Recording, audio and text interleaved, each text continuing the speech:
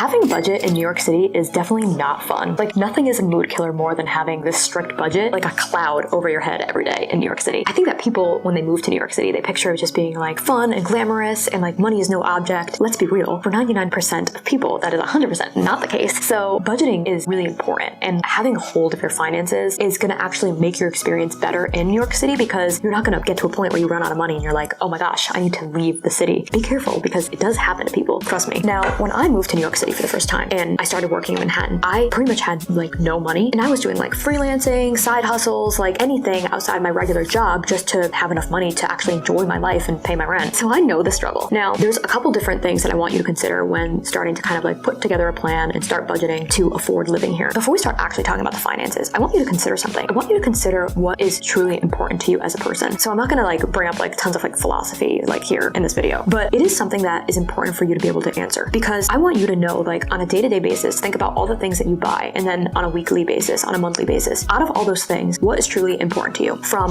where you live, like choosing a neighborhood, like can you live in a cheaper neighborhood that's further away from all the nightlife and the fun? Or do you feel like you have to be in a more expensive neighborhood that is closer to everything? Are you the type of person who has to go get your Starbucks coffee every single day that is probably like $5 to $7? Or are you the type of person who doesn't need to do that at all, but at the same time will never miss a happy hour and will put all that money there towards the drinks that they're going to be spending on their happy hour bill? Now, everybody has vices, and I don't want people to feel guilty for one thing, like the Starbucks coffee, or guilty for the happy hour, or guilty for living in a neighborhood that is more expensive because they need to be in that neighborhood in New York City. I just want you to know that there's a give and take for everything. So if you're buying that Starbucks coffee for $5 or $7 every day, it might seem like just $5 or $7 every day, but what is that taking away from your lifestyle long term, and is it worth it? Put it this way, for me, $5 or $7 on a coffee every day is not worth it. I would never spend that money on that. But I'm the type of person that I don't go out to eat every day in New York City, but I do go out to eat like twice a week in New York City. Like, I hardly ever skip out on that twice a week in New York City, like going out to like pretty expensive dining. Now, I couldn't afford that when I was younger, but now I'm at a point in my life where that is like in my budget and I'm able to do that. So I will give up anything else in my budget to be able to at least do that twice a week. I know that that keeps me happy and helps me be actually more productive by doing that twice a week, and it's what I like. So I know that the coffee's not important to me. Obviously, those two are not the same price, but what other things like that coffee can I give up so that I can do this? Now, a lot of people also argue, okay, well, you can do it all if you just make more money, which yes, is definitely the case. But sometimes on a granular level, when you're thinking of just like month to month, you can't always think about like, okay, how can I keep making more money and keep making more money and keep making more money? Sometimes you have to think about what you're doing on a daily basis first, and then get to that point where you can then focus on building your income. I think I don't believe in penny pinching, because when I first started working in Manhattan full time, I had to do it for so long while I was really like making it in New York City. So, I mean, I knew where every $5 lunch was in New York City. Now, I don't think $5 lunches really exist in New York City anymore, to be honest, unless you're talking about like dollar-ish pizza, but I knew where to go to get the cheapest lunches possible because it's all I could afford. So I'm very anti-penny pinching, although I do think that it made me who I am today. I do think that it was like, it felt like a war zone out there sometimes when I was like really trying to just afford living in New York City and I didn't know how I was going to pay my rent. So once you think about what's really important to you and you figure out how to afford what's really important to you on a monthly basis, then you can start thinking about how to start bringing in more income. Now, most people just look at if they have a 9-to-5 job or a job, they think about how much their job is paying them. And then they come to me and they're like, okay, Lauren, that's great, but like, I don't think I'm getting a raise anytime soon. And yes, you might not be getting a raise anytime soon, but what can you do outside of that job to bring in more income? There are so many different side hustles that you can do in New York City. Some of them requiring you to actually be on the streets going around New York City, and then some of them that you can just do at home at your computer. So I'm gonna have a lot of separate videos on this topic in general so that people can figure out ways to earn more money while living in New York City, because I didn't do a ton of different side hustles when I was in my early 20s, but I did do certain things that really did help me make it in New York City. And I would love to be able to share that with you and also share other people's experiences too, of people who did completely different side hustles than me. So I am going to create more content around that. But these are just some of the things that you need to consider when budgeting how to afford living in New York City. And I want you guys to share your experiences in the comments, because I really do think that it will help our community to hear everyone's stories. And so I talked about my story in my early 20s many times on different videos. I know you probably heard it a lot of times if you've watched any of my other videos. So I want to hear from you guys. I want to hear your stories and see exactly what you guys were doing to earn money, save money, because honestly, your stories are going to help out our community. And I just love hearing from you guys.